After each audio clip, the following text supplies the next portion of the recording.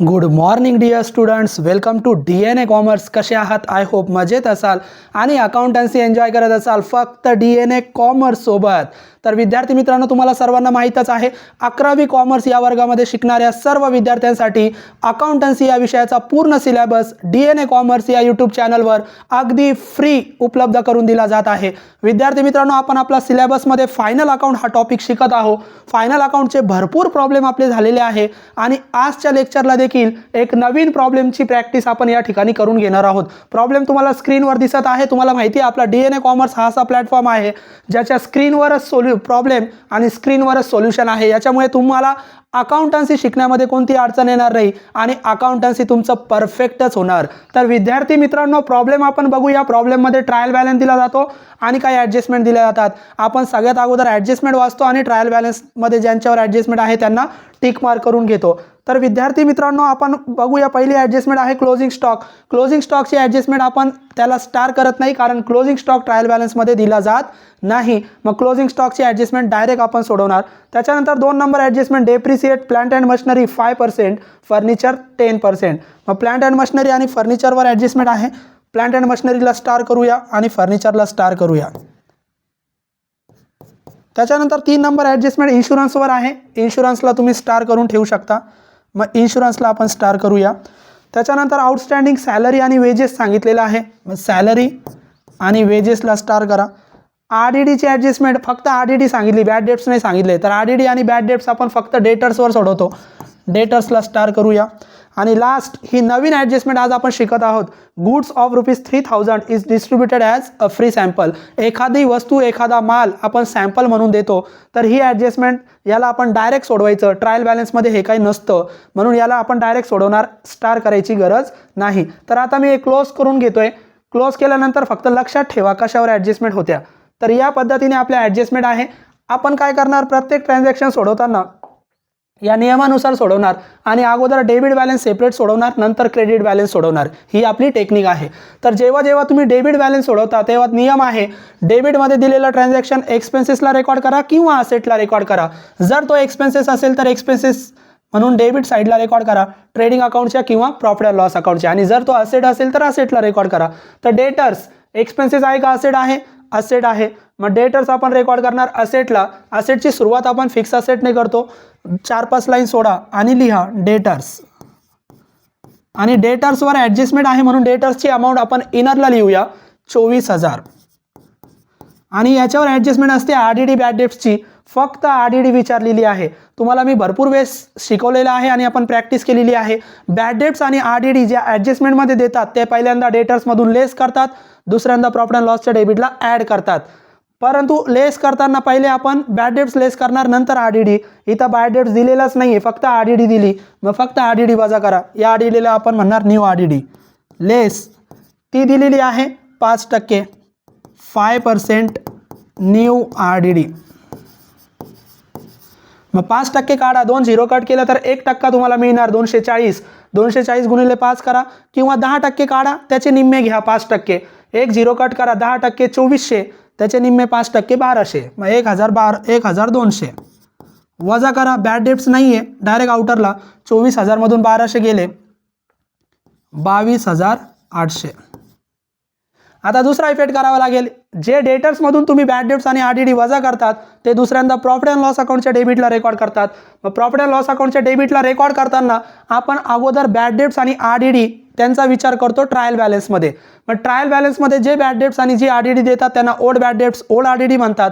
त्या bad dates अगोदर record करा एकदा आणि त्याच्यानंतर ती ॲडजस्टमेंट सोडवा. मग इथं डेबिटला चेक करा बॅड डेट्स आहे का, नाही आहे. इकडे क्रेडिटला चेक करा RDD आहे का, नाही आहे. मग या प्रॉब्लेममध्ये ओल्ड बॅड डेट्स आणि ओल्ड RDD आलेली नाही. मग काय करायचं विद्यार्थी मित्रांनो, मग ओल्ड बॅड डेट्स नाही, ओल्ड RDD नाही, मग ट्रायल बॅलन्सच्या बॅड डेट्सचा विचारच करू नका, फक्त ॲडजस्टमेंटचा इफेक्ट करा. डेटर्समध्ये ॲड केले, लेस केले होते, इथं ॲड करायला आपल्याकडे बॅड डेट्स नाही. मग काय करायचं, जर बॅड डेट्स आणि RDD ट्रायल बॅलन्समध्ये नसेल तर जे तुम्ही डेटर्समधून लेस केले ते डायरेक्ट प्रॉफिट अँड लॉसच्या डेबिटला रेकॉर्ड करा. डायरेक्ट रेकॉर्ड करा, ॲड करायची गरज नाही. मग इथं 2-3 लाईन सोडून 4-5 लाईन सोडा आणि लिहा 2 न्यू RDD. इथं ॲड करायची गरज नाही, कारण ॲड करायला जुने बॅड डेट्स दिलेले नाही. मग न्यू RDD डायरेक्ट इथं आउटरला लिहा किती 1200. मग आपण डायरेक्ट 1200 आउटरला लिहिणार, कारण ट्रायल बॅलन्समध्ये बॅड डेट्स RDD दिले नाही. ट्रायल बॅलन्समध्ये दिले असते तर आपण अगोदर ट्रायल बॅलन्सचा बॅड डेट्स लिहिला असता, त्याच्यामध्ये हे ॲड केले असते आणि नंतर जुनी RDD लेस केली असती. परंतु ट्रायल बॅलन्समध्ये RDD पण नाही, बॅड डेट्स पण नाही. मग डायरेक्ट डेटर्समधून जे लेस केले ते प्रॉफिट अँड लॉसच्या डेबिटला डायरेक्ट आउटरला रेकॉर्ड करून टाका. संपली ॲडजस्टमेंट. त्याच्यानंतर ओपनिंग स्टॉक. ट्रायल बॅलन्समध्ये जो ओपनिंग स्टॉक असतो तो ओपनिंग स्टॉक नेहमी आपण ट्रेडिंग अकाउंटच्या डेबिटला रेकॉर्ड करत असतो. ट्रेडिंग अकाउंटच्या डेबिटची सुरुवातच ओपनिंग स्टॉकने होत असते. मग डेबिटला लिहा टू ओपनिंग स्टॉक आणि ओपनिंग स्टॉकची अमाऊंट डायरेक्ट आउटर कॉलमला लिहा 8000. ओपनिंग स्टॉक आहे 8000, 8000. त्याच्यानंतर ट्रायल बॅलन्समध्ये पुढचा ट्रान्झॅक्शन बघा, रॉयल्टी. रॉयल्टी डेबिटमध्ये दिला आहे. डेबिट म्हणजे डेबिटचा नियम, एक्सपेन्सेस किंवा असेट. मग रॉयल्टी खर्च आहे का असेट आहे, तर रॉयल्टी खर्च आहे. खर्च म्हणजे ट्रेडिंग अकाउंटच्या डेबिटला किंवा प्रॉफिट अँड लॉसच्या डेबिटला. रॉयल्टी हा ट्रेडिंग अकाउंटच्या डेबिटला आपण खर्च रेकॉर्ड करतो, कारण तो प्रोडक्शनशी संबंधित आहे. मग रॉयल्टी आपण इथं रेकॉर्ड करणार. परचेससाठी 2 लाईन सोडा आणि लिहा to royalties. To royalties. Royalty म्हणजे मानधन. मग रॉयल्टी आपण देणार आहोत 1500. हा आपला खर्च आहे. जेव्हा जेव्हा ट्रायल बॅलन्समध्ये रॉयल्टी येणार तुम्ही ट्रेडिंग अकाउंटच्या डेबिटलाच रेकॉर्ड करायचं. त्याच्यानंतर वेजेस. वेजेससुद्धा खर्च आहे आणि वेजेस हा डायरेक्ट खर्च प्रोडक्शनशी संबंधित आपण ट्रेडिंग अकाउंटलाच रेकॉर्ड करतो. मग लिहा टू वेजेस आणि वेजेसला स्टार केलं होतं आपण, त्याच्यावर ॲडजस्टमेंट आहे म्हणून इनरला लिहा वेजेस आहे 1000. इनरला लिहा वेजेस 1000. आता वेजेसची ॲडजस्टमेंट लगेच सोडवा. 4 नंबर ॲडजस्टमेंट. आउटस्टँडिंग सॅलरी आणि वेजेस 800 आणि 1000. सॅलरी आणि वेजेसवर आउटस्टँडिंग सांगितलं. आउटस्टँडिंग म्हणजे द्यायचं. मग द्यायचं म्हणजे आपण आउटस्टँडिंग नेहमी जेव्हा जेव्हा विचारणार तेव्हा आपण पहिल्यांदा ॲड करणार. मग जेव्हा जेव्हा आउटस्टँडिंगची ॲडजस्टमेंट येणार तुम्ही ॲड करा आउटस्टँडिंग वेजेस. शॉर्टमध्ये O/S आउटस्टँडिंग वेजेस. आता कोणते वेजेसची किती अमाऊंट आहे बघा. सॅलरी पहिला शब्द आहे, मग पहिली अमाऊंट 800 ही सॅलरी आहे. दुसरा शब्द वेजेस आहे, मग वेजेसची अमाऊंट 1000. हे लक्षात ठेवा. मग वेजेस किती आहे 1000. 1000 ॲड करा. आउटरला येणार 2000. आता आउटस्टँडिंग ॲडजस्टमेंट आहे, 2 इफेक्ट करावे लागतील. मग ज्या ज्या वेळेस आउटस्टँडिंग येणार आपण ॲड करणार आणि आउटस्टँडिंग द्यायची आहे म्हणून ती आपली लायबिलिटी म्हणून आपण रेकॉर्ड करणार. मग लायबिलिटीची सुरुवात कॅपिटलने होते. 4-5 लाईन सोडा आणि लिहा आउटस्टँडिंग वेजेस. जेवढे ॲड केले होते तेवढे आउटरला लिहून टाका 1000. संपलं. वेजेस नंतर सॅलरी. सॅलरी खर्च आहे, पण सॅलरी खर्च हा प्रोडक्शनशी संबंधित नाही. सॅलरी हा इनडायरेक्ट खर्च आहे. प्रॉफिट अँड लॉस अकाउंटच्या डेबिटला वरती 1 लाईन सोडून टू सॅलरीज. इनरला लिहा सॅलरीवर पण ॲडजस्टमेंट होती. मग सॅलरीची अमाऊंट आहे 2500. इनरला आपण लिहूया सॅलरी 2500, 2500. सॅलरीवर पण ॲडजस्टमेंट कोणती आहे आउटस्टँडिंग. आउटस्टँडिंग आत्ताच सोडवली आपण, ॲड करायची. मग सॅलरीवर आउटस्टँडिंग 800 पहिल्यांदा ॲड करा. आउटस्टँडिंग जेव्हा जेव्हा विचारणार पहिला इफेक्ट ॲड करायचं. Outstanding salary 800. आउटरला टोटल 25 आणि 8 33, 3300. दुसरा इफेक्ट आउटस्टँडिंग द्यायची आहे म्हणून आपण रेकॉर्ड करणार लायबिलिटी साईडला. मग लायबिलिटी साईडला outstanding salary direct outer column 800. 800. संपली ॲडजस्टमेंट. त्याच्यानंतर ड्रॉइंग. भरपूर वेळेस प्रॅक्टिस आत्तापर्यंत आपण केली. मी तुम्हाला शिकवलेलं आहे ज्या ज्या वेळेस ड्रॉइंग ट्रायल बॅलन्समध्ये येणार एकच इफेक्ट करा. ड्रॉइंग ॲडजस्टमेंटमध्ये आली 2 इफेक्ट करा. मग आता ट्रायल बॅलन्समध्ये ड्रॉइंग आली एकच इफेक्ट करा. याचा एक इफेक्ट तुम्ही मला कमेंट करून सांगा. याचा एक इफेक्ट आपण कॅपिटलमधून नेहमी लेस करत असतो. मग कॅपिटल लिहा लायबिलिटी साईडला. लायबिलिटीची सुरुवात आपण वरती कॅपिटलने करतो. कॅपिटल क्रेडिटमध्ये असतात. मग क्रेडिटमध्ये कॅपिटल बघा तुम्ही 25000. इनरला लिहा 25000. आणि ज्या ज्या वेळेस ट्रायल बॅलन्समध्ये ड्रॉइंग दिली जाणार ती ड्रॉइंग एकदाच रेकॉर्ड करा. कॅपिटलमधून लेस करा. मग कॅपिटलमधून लेस करू लेस ड्रॉइंग. लेस ड्रॉइंग. ती ड्रॉइंग दिलेली आहे विद्यार्थी मित्रांनो 3000. 3000 वजा करा. उत्तर इनरलाच लिहा, कारण आपल्याला प्रॉफिट अँड लॉस अकाउंटचा डिफरन्स इथं ॲड लेस करायचा आहे. 22000. ड्रॉइंगचा एकच इफेक्ट करायचा कॅपिटलमधून लेस. त्याच्यानंतर गुडविल. डेबिटमध्ये दिलं. डेबिट म्हणजे एक्सपेन्सेस किंवा असेट. गुडविलची पण आपण प्रॅक्टिस केली. गुडविल एक्सपेन्सेस नाही, गुडविल असेट आहे. मग असेटला रेकॉर्ड करा गुडविल. गुडविल आपली असेट आहे. ज्या ज्या वेळेस गुडविल येणार असेटलाच आपण रेकॉर्ड करणार. गुडविल 8000. गुडविल नंतर सेल्स रिटर्न. रिटर्न आपण माहिती आहे परचेसचे रिटर्न परचेसमधून वजा करणार, सेल्सचे रिटर्न सेल्समधून वजा करणार. आणि परचेस आणि सेल्स फक्त ट्रेडिंग अकाउंटला लिहितात. परचेस लिहितात डेबिटला, सेल्स लिहितात क्रेडिटला. हे कोणते रिटर्न आहे? सेल्स. मग सेल्समधून वजा करा. मग अगोदर सेल्स लिहा क्रेडिटला. सेल्स नेहमी क्रेडिट साईडलाच रेकॉर्ड करायचे बाय सेल्स. आता रिटर्न डेबिटमध्ये असतील तर सेल्स कुठं असेल? क्रेडिटला. मग क्रेडिटला सेल्स बघा इथं तुम्ही बघू शकतात 20,000. मग सेल्स 20,000. सेल्स नेहमी क्रेडिटला असतात, त्याचे रिटर्न डेबिटला असतात. मग डेबिटला त्याचे रिटर्न 500 एकदाच वजा करायचे. रिटर्न आपण वजा करत असतो. लेस सेल्स रिटर्न 500 एकदाच, कारण ती काय ॲडजस्टमेंट नाही. 20,000 मधून 500 वजा झाले. प्रॉब्लेम थोडा छोटा करू.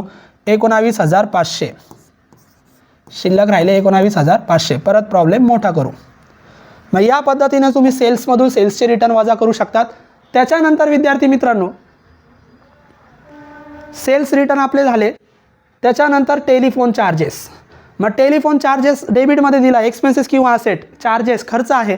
मग मेजॉरिटी खर्च आपण कोणत्या अकाउंटला रेकॉर्ड करत असतो? मेजॉरिटी खर्च आपण प्रॉफिट अँड लॉस अकाउंटच्या डेबिटला रेकॉर्ड करत असतो. मग इथं खाली लिहा टेलिफोन चार्जेस 2. इथं जागा आहे इथंच लिहितोय मी. Telephone charges. मग टेलिफोन चार्जेस इथं दिलेले आहे 1000. डायरेक्ट आउटर कॉलमला 1000. टेलिफोन चार्जेस 1000 खर्च आहे. आणि मेजर खर्च जास्तीत जास्त खर्च आपण प्रॉफिट अँड लॉसच्या डेबिटला रेकॉर्ड करत असतो. कॅरेज इनवर्ड कॅरेज आउटवर्ड दोन्ही दिले. हे दोन्ही पण खर्च आहे. एक खर्च ट्रेडिंगच्या डेबिटला लिहायचा, एक प्रॉफिट अँड लॉसच्या डेबिटला. याची पण प्रॅक्टिस भरपूर वेळेस आपण केली. ज्या ज्या वेळेस इनवर्ड सांगितणार ट्रेडिंग अकाउंटच्या डेबिटला, आउटवर्ड सांगितलं प्रॉफिट अँड लॉसच्या डेबिटला. मग इनवर्ड सांगितलं तर ट्रेडिंग अकाउंटच्या डेबिटला टू कॅरेज इनवर्ड. इनवर्ड नेहमी ट्रेडिंग अकाउंटच्या डेबिटला लिहित चला. इनवर्ड आहे 1000 आणि जो आउटवर्ड आहे तो आउटवर्ड प्रॉफिट अँड लॉसच्या डेबिटला रेकॉर्ड करायचा. प्रॉफिट अँड लॉसच्या डेबिटला टू कॅरेज आउटवर्ड. तो किती दिलेला आहे? तो सुद्धा 1000 आहे. लिहा 1000. आणि इनवर्ड आउटवर्ड काहीच नाही दिलं, फक्त कॅरेज सांगितलं तर ट्रेडिंग अकाउंटच्या डेबिटला रेकॉर्ड करायचं. कॅरेज आपला खर्च आहे. Trade expenses. ट्रेड म्हणजे व्यापार. व्यापाराशी संबंधित जे काही खर्च आहे प्रॉफिट अँड लॉसच्या डेबिटला रेकॉर्ड करत चला. प्रॉफिट अँड लॉसच्या डेबिटला टू ट्रेड एक्सपेन्सेस. व्यापाराशी संबंधित होणारे खर्च. डायरेक्ट आउटर कॉलम 500 खर्च आहे. इन्शुरन्स. इन्शुरन्स सुद्धा खर्च आहे. इन्शुरन्स विमा प्रॉफिट अँड लॉस अकाउंटच्या डेबिटलाच लिहितात. मग लिहा टू इन्शुरन्स. इनरला लिहा कारण त्याच्यावर ॲडजस्टमेंट आहे. मग इन्शुरन्स आहे 2000. इनरला 2000. आता जागा आपण थोडी ॲडजस्ट करू. प्रॉफिट अँड लॉस वरती घेऊ थोडा.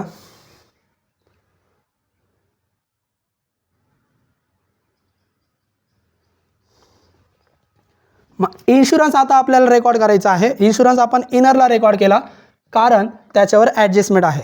मग इन्शुरन्सवर ॲडजस्टमेंट कोणती बघा. 3 number adjustment.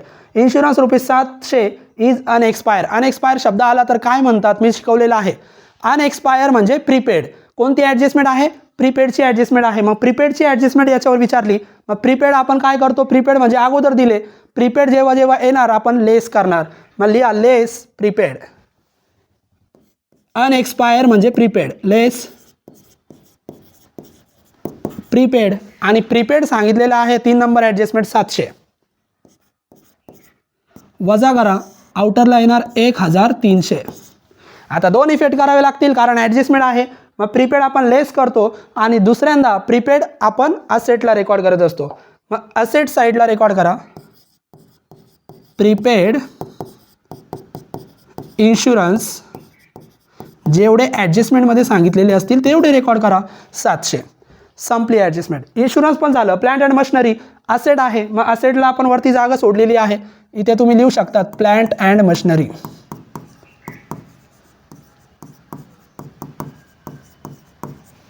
Plant and machinery.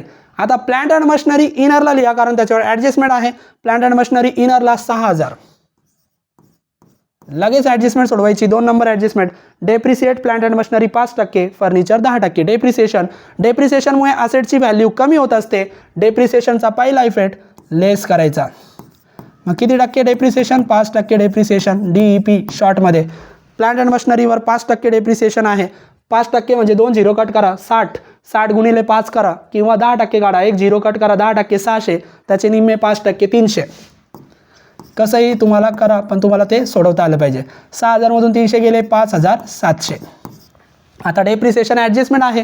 Adjustment म्हणजे 2 इफेक्ट. मग पहिल्यांदा डेप्रिसिएशन असेटमधून वजा करतात आणि दुसऱ्यांदा डेप्रिसिएशन रेकॉर्ड करतात प्रॉफिट अँड लॉस अकाउंटच्या डेबिटला. मग प्रॉफिट अँड लॉस अकाउंटच्या डेबिटला आपण परत जागा ॲडजस्ट करू, कारण आपल्याला जागा लागणार आहे. मग इथं वरती लिहूया प्रॉफिट अँड लॉस अकाउंटच्या डेबिटला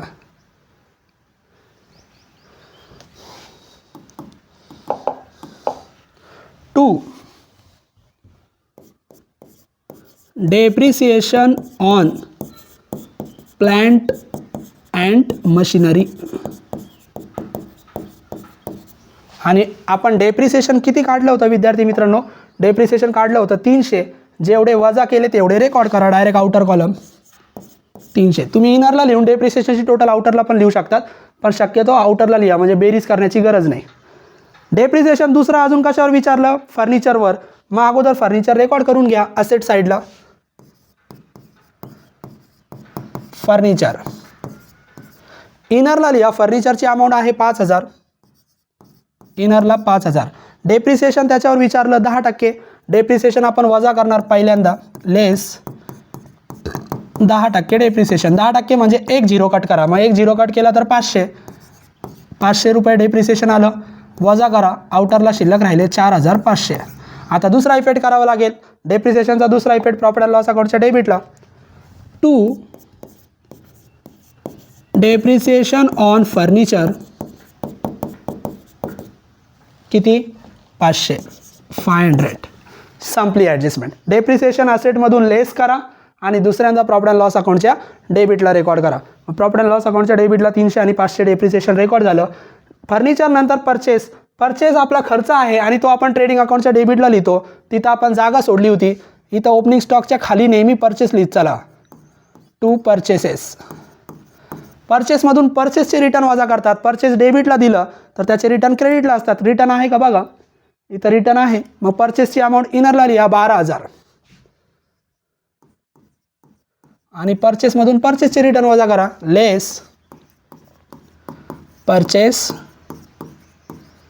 रिटर्न. आता परचेसचे रिटर्न किती दिले? तर इथं बघा तुम्ही, क्रेडिटला आपण थोडं इथं मूव्ह करू प्रॉब्लेम. Purchase return 1000. मग 1000 तुम्ही रिटर्न वजा करायचं आहे. मग परचेस रिटर्न 1000 वजा करा. आउटरला येणार 11000. आणि याचा दुसरा इफेक्ट करायचा नाही, रिटर्न एकदाच वजा करतात, कारण ती काय ॲडजस्टमेंट नाही. त्याच्यानंतर विद्यार्थी मित्रांनो डेबिट बॅलन्स आपले सगळे संपले. डेबिट संपल्यावर आपली टेक्निक आहे, आपण क्रेडिट सोडवणार. क्रेडिटमध्ये दिलेला ट्रान्झॅक्शन इन्कम म्हणून रेकॉर्ड करा किंवा लायबिलिटी म्हणून रेकॉर्ड करा. इन्कम जर तुम्हाला वाटलं तर तो क्रेडिटला रेकॉर्ड करा, ट्रेडिंग अकाउंटच्या किंवा प्रॉफिट अँड लॉसच्या.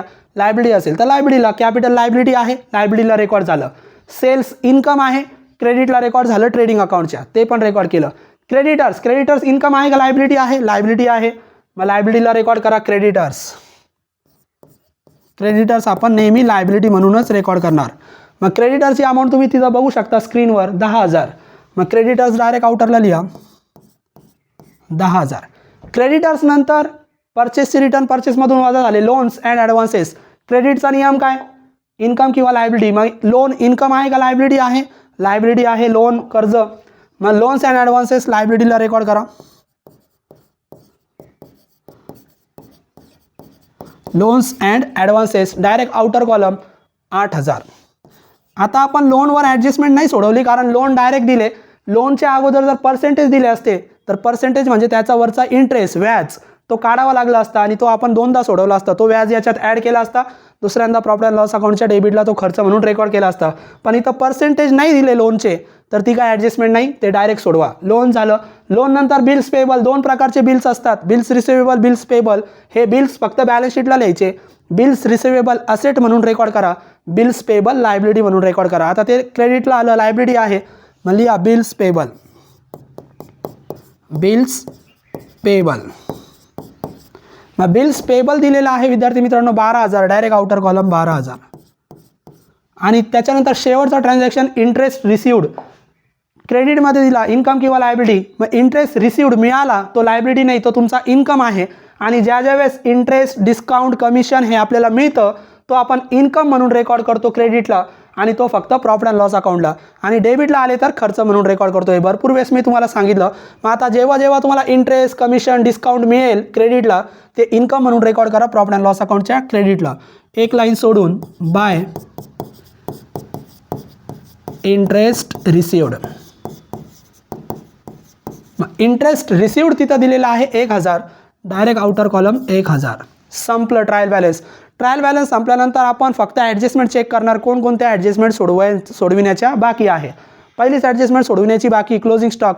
क्लोजिंग स्टॉकचे दोन इफेक्ट तुम्हाला माहिती आहे. क्लोजिंग स्टॉक पहिल्यांदा ट्रेडिंग अकाउंटच्या क्रेडिटला रेकॉर्ड करतात आणि बॅलन्स शीटच्या असेटला रेकॉर्ड करतात. मग ट्रेडिंग अकाउंटच्या क्रेडिटला by closing stock. Closing stock नेहमी ट्रेडिंग अकाउंटच्या क्रेडिटला रेकॉर्ड करत चला. Closing stock. आता क्लोजिंग स्टॉकच्या दोन अमाऊंट दिल्या, एक 13,000 आणि मार्केट प्राइस 15,000. तुम्हाला माहिती आहे cost price and market price. If both price are given in closing stock then lower price should be taken as a closing stock. जी काही कमी असेल ती आपण क्लोजिंग स्टॉक म्हणून रेकॉर्ड करणार. मग 13,000 आणि 15,000 कोणती कमी आहे? 13,000 कमी आहे. मग 13,000 क्लोजिंग स्टॉक घ्या, डायरेक्ट आउटरला 13,000. क्लोजिंग स्टॉक ॲडजस्टमेंट आहे, दोन इफेक्ट करायचे. पहिल्यांदा ट्रेडिंग अकाउंटच्या क्रेडिटला, दुसऱ्यांदा बॅलन्स शीटच्या असेटला.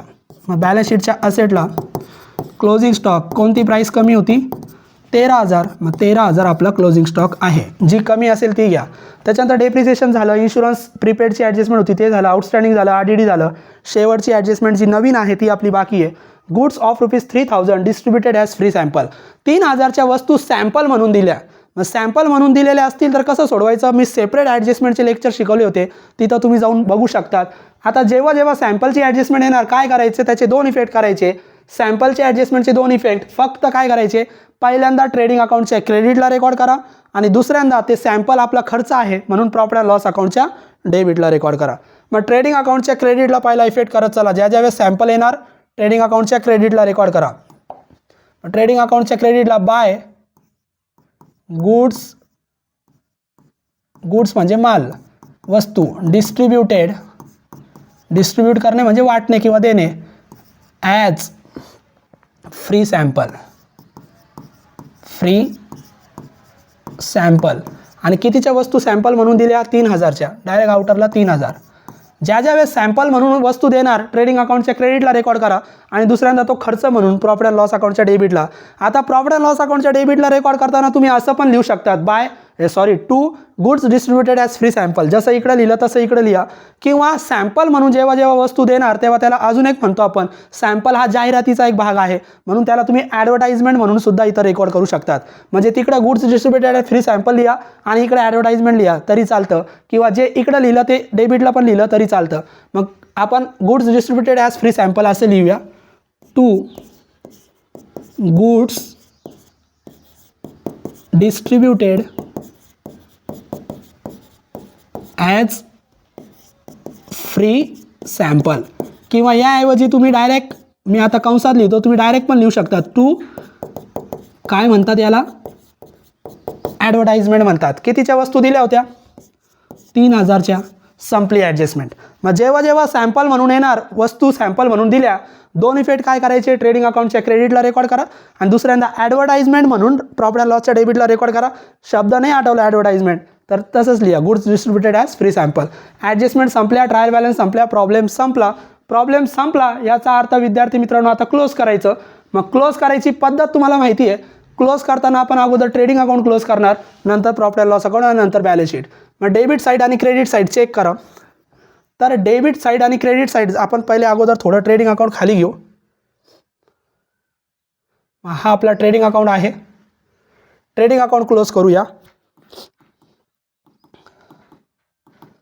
क्रेडिट साईड जास्त आहे, मग क्रेडिटची टोटल करा.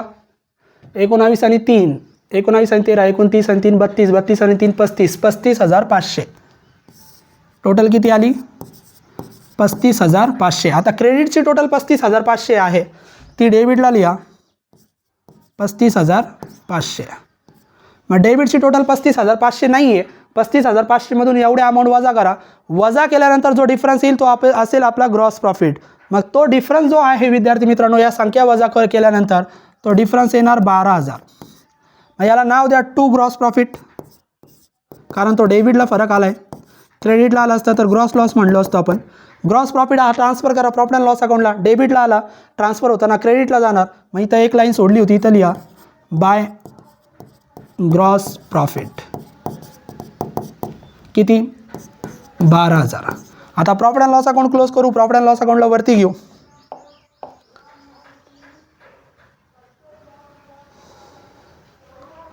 प्रॉफिट अँड लॉस अकाउंटला इथं वरती घेतलं आपण. आता profit and loss account close करू. प्रॉफिट अँड लॉस अकाउंटची क्रेडिट साईड जास्त आहे, मग 12 आणि 1 13. मग क्रेडिटला लिहा 13,000, डेबिटला सेम टोटल लिहा 13,000. आणि डेबिटची टोटल 13,000 नाही आहे, मग 13,000 मधून एवढ्या संख्या वजा करा. 13,000 मधून एवढ्या संख्या वजा केल्यानंतर जो काही डिफरन्स येणार आहे विद्यार्थी मित्रांनो, तो डिफरन्स आपला येणार आहे 900. हा डिफरन्स सुद्धा डेबिटला आला. डेबिटला म्हणजे नेट प्रॉफिट. त्याला नाव द्या to net profit. Net profit. आता हा ट्रान्सफर करा कॅपिटलमध्ये. नेट प्रॉफिट असेल तर कॅपिटलमध्ये ॲड, नेट लॉस असेल तर लेस. मग आता नेट प्रॉफिट आहे, ॲड करा. ॲड नेट प्रॉफिट किती? प्लसचा सिम्बॉल 900.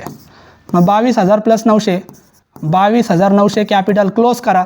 नेट प्रॉफिट किंवा नेट लॉस एकदा ट्रान्सफर केलं की कॅपिटलची टोटल आउटरला लिहायची. मग आउटरला आली 22,900 आणि कॅपिटल क्लोज केल्यानंतर विद्यार्थी मित्रांनो बॅलन्स शीट तुम्ही टॅली करून टाकायचा. आणि तुमचा इथं जर बघितलं तर बॅलन्स शीट टॅली होतो 54,700. बॅलन्स शीट टॅली होत आहे आपला 54,700. तर आजच्या प्रॉब्लेमचा आपला बॅलन्स शीट टॅली झालेला आहे 54,700 वर. या पद्धतीने तुम्ही प्रॉब्लेम टॅली करू शकतात. नवनवीन प्रॉब्लेम शिकण्यासाठी DNA कॉमर्स या चॅनलला कनेक्ट करा, सबस्क्राईब करा आणि व्हिडिओ आवडलेला असेल तर जास्तीत जास्त विद्यार्थ्यांपर्यंत शेअर करा. आय होप तुम्हाला आजचा प्रॉब्लेम समजलेला असेल. इथं आपण थांबूया. थँक्यू.